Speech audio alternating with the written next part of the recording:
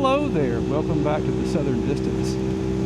Today I'm going to find out something I have been really curious about, and that is how uncomfortable or comfortable the seat on this bike is.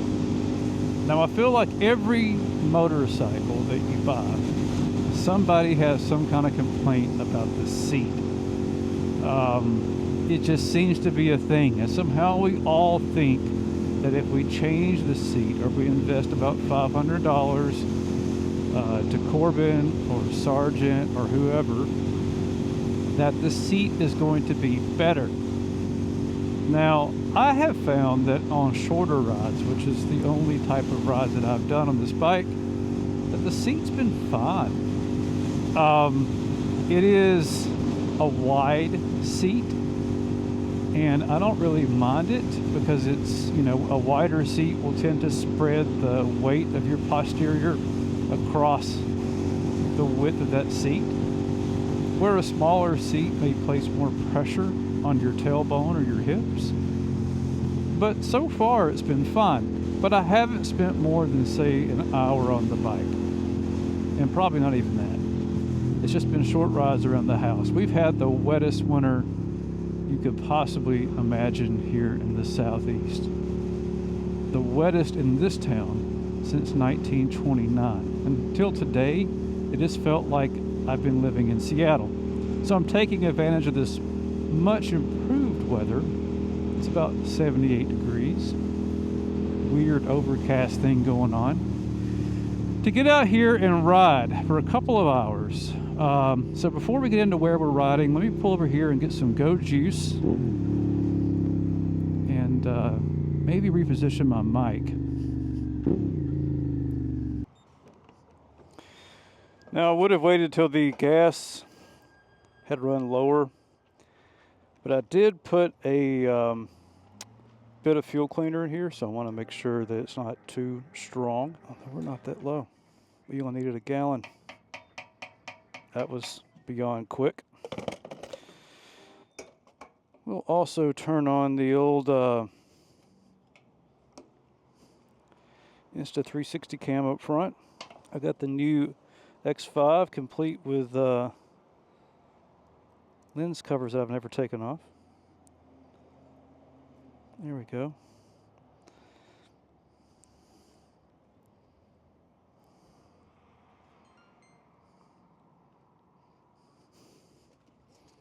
That looks about right.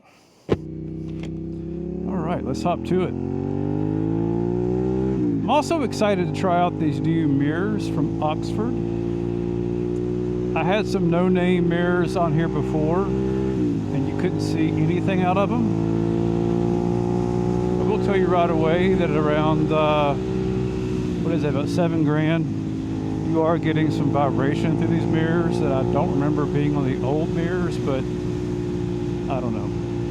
I do like the way these look better, and they are far, far more functional. I can actually see behind me now without trying too hard. That's awesome. That's what a mirror is supposed to do. Anyway, we are going to ride over towards Reliance, Tennessee, which is about, I don't know, maybe 45 minutes from here. Bag is still back there, and yeah, it is an amazingly cool little place that is relatively non-commercialized. It's on the Ocoee River. There's this really cool old lodge there that used to be a combination, I think, Mason Lodge and church, maybe a Presbyterian church, I can't remember.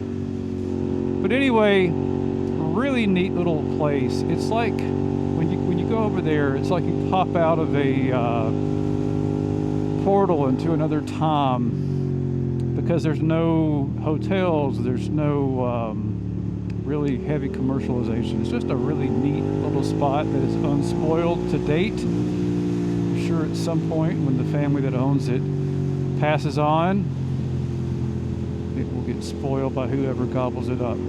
That's what we do here in America. We take something really cool and traditional and we build strip malls on it, or whatever we do. I don't know. Anyway, but the goal is to stay out here for about 2 hours, 2.5 to 3 hours on this bike and see how this seat feels. I'm just really curious if I feel like I'm going to need to upgrade it today. I don't know. But for right now, I'm just going to shut up and ride, and I'll see y'all on the other side.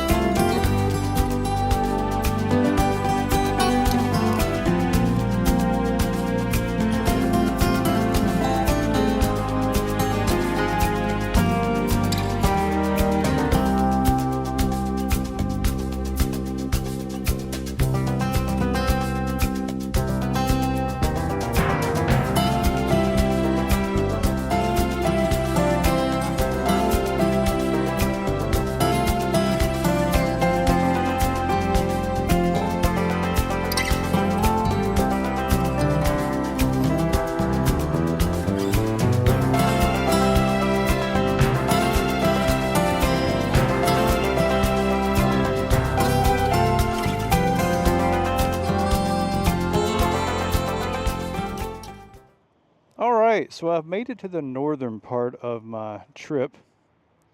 Guess I've been on the bike about an hour and some change.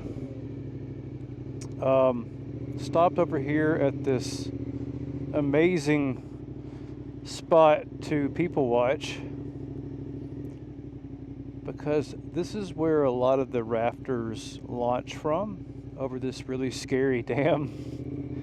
And there is an excessive amount of water today flowing through this dam, mainly because, like I said earlier, we've had so much rain. There's just so much water in these watersheds. But shockingly, there's not a lot of people here. Normally this thing is just covered up with people. I don't know where everybody is today.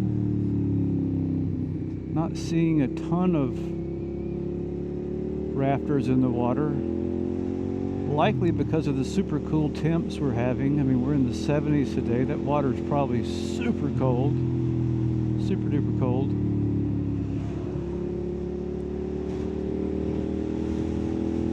And we have some winds picking up. But we're going to ride on now to Reliance, Tennessee. Looks like we've got some open road, which is nice. We didn't have any open road on the way up here. It was just so much traffic on this road.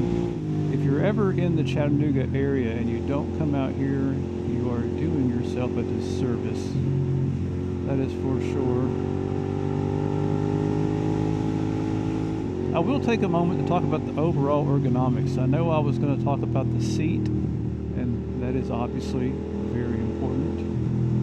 But the ergonomics of this bike are pretty comfy. I'm 5'11", and you are engaged. It's a sporting position, but definitely not a full-on attack sport bike position. Your legs aren't too cramped up. Kind of similar to my R9T, the amount of leg room that you have.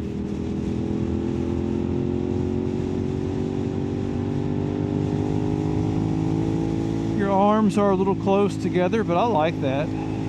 Gives it a more sporty, purposeful feel. And you're leaning forward a little bit, but you know, I have no leg pain, no hip pain. My hands aren't getting beat up and swollen up they would on a Ducati from about 10 years ago that I had. Yeah, it's a pretty, I won't call it luxurious, but it's a very practical bike in a sporting type configuration. in the seat. We'll talk about it. It's been totally great. Zero bum pain. I've not had to stand up like this. I usually have to do that on my R9T about every 30-40 minutes, and that's it. Small thing, no, not a big deal. But on this bike, nope, no seat pain at all. I'm not ready to give it a grade just yet, but we'll say it's not the torture device that many people make it out to be. All right, in a couple of moments I'll be coming up here to my turn, so I'm going to pull over when I get there, kick on my 360 cam, and enjoy the ride between here and Reliance without talking. I will see y'all on the other side.